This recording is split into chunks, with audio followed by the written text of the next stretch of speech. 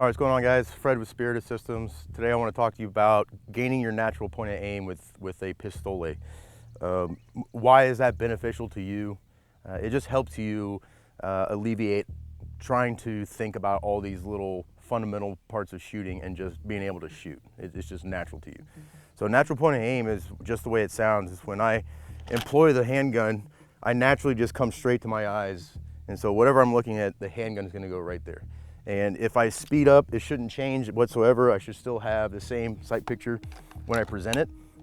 So you can see how that would be beneficial to you. It's just the same as trying to find your natural point of aim with your long guns or whatever it may be. It still applies with your handgun as well.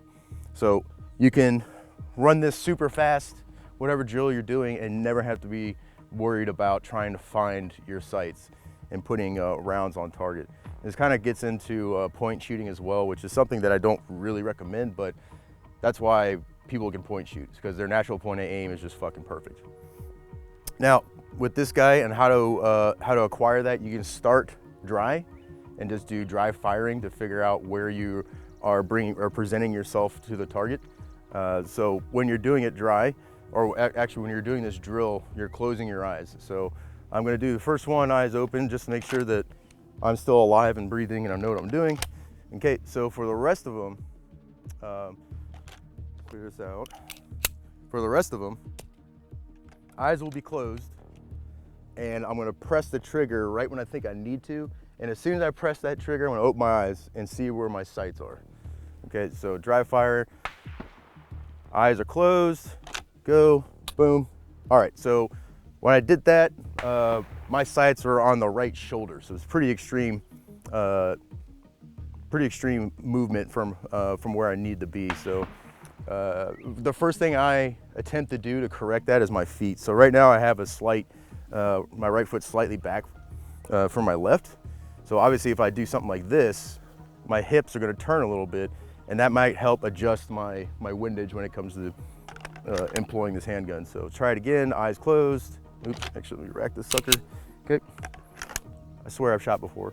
All right, eyes closed, present, boom, look, I'm still a little bit right, but I'm at a point where I kind of don't want my right foot to go any further.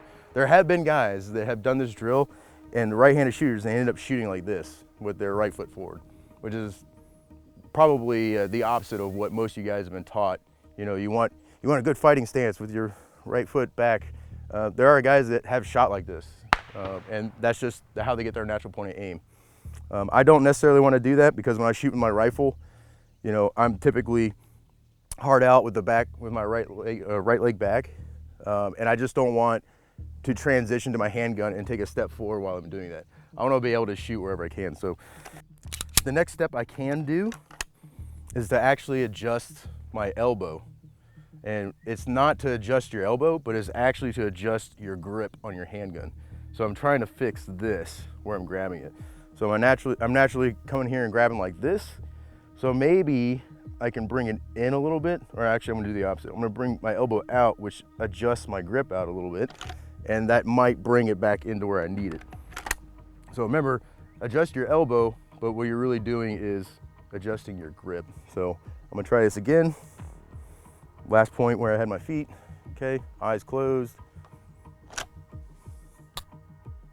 All right, I am right on center with my windage, but now I'm at the top of the A box. Okay, which means I'm over driving this gun, right? I'm pushing the bottom of this thing too much. So I need to relax on that, put more grip on the top, and more squeeze together rather than pushing forward, if that makes sense. Hopefully it does. Hopefully I know what I'm talking about. All right, so one more time, and then we'll go live with this thing. All right, eyes closed, draw. Cool. So windage was good, and elevation was a little bit high. So I was a little bit high and a little bit left. You know, that could be good for you. If you want to dial it down some more, obviously we can work more of these fundamental things with your grip and your feet and so on. I could absolutely step forward and alleviate having to make that weird draw. It's just totally up to you what you guys are comfortable with. So now we're just gonna do the same drill, but now we're gonna go live and see what the bullet's actually saying. It never lies. All right, so going hot. So I'm gonna come back to the feet position that I had for my last time. Square up at the target. All right, I'm gonna use that elbow out method to get a better grip on that handgun. And let's see what happens. All right, eyes closed.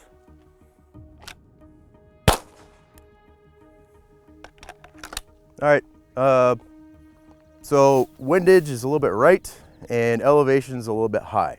So I could can out ever so slightly. When you do this cant method, it's not making adjustments like this. It's very much just a little adjustment. You want a little bit adjustment with your hand grip, only because you know, it's just like dialing windage on your optics. Like just a little bit will make an adjustment. So just little increments on your changes. Same with your feet as well. But with this guy, I'm pretty satisfied with the 5. So once I've done this drill a couple times and I'm good, then I'll push back to the 7, do the same thing, and back to the 10, and do the same thing there. I wouldn't go any further past 10 meters. If I did, you know, wanted to get into that, I would probably shoot steel. I'd shoot an IPSC sized steel plate, just to know that, you know, at 25 meters with my eyes closed, I can make that shot. Now, understand that there's probably a lot of ranges that really don't appreciate people coming out and closing their eyes and doing this stuff. So it's always recommended you wear eye pro. And then when you do it yourself, I really recommend that you stay at the 5 meters until you get extremely comfortable with shooting this. But as you can see, your natural point of aim does exist. I had my eyes closed the whole time, and you know, the center mass shot with that guy, he's probably not going to be very happy with that. But so again, dry fire. You can do this at home, super easy. Trying to find that natural point of aim. Then when you come to the range, you can just hit it. Go right to 5 meters, go live. You know, make your shot, see where you are, holster, okay, try again. The next step for this is once you've completed, you know, 7 meters or however far you're allowed to get away with, the next step would be doing multiple shots. Okay, so this is getting your natural point of aim, but now when you're doing multiple shots, now you're working on your recoil management and your trigger maintenance. So that's pretty important as well. You know, 2 shots is more than enough to figure that out on what you're doing. But you want to maintain, once you find that natural point of aim, you want to be able to maintain that. And you guys can see where this would make sense, as I said in the beginning. You know, yes, you're going to be in awkward positions when you're shooting in competitions or in real world or whatever it is. But man, if you know how to control your body and you know where you're at, you can make those minor adjustments on those awkward shoots and get your natural point of aim back. Again, it's just trying to eliminate having too many penguins on your iceberg and just focusing on shooting. Okay, so yep, that's it. Hopefully this makes sense to you. I'm glad I didn't embarrass myself and everything's fine. We're all fine.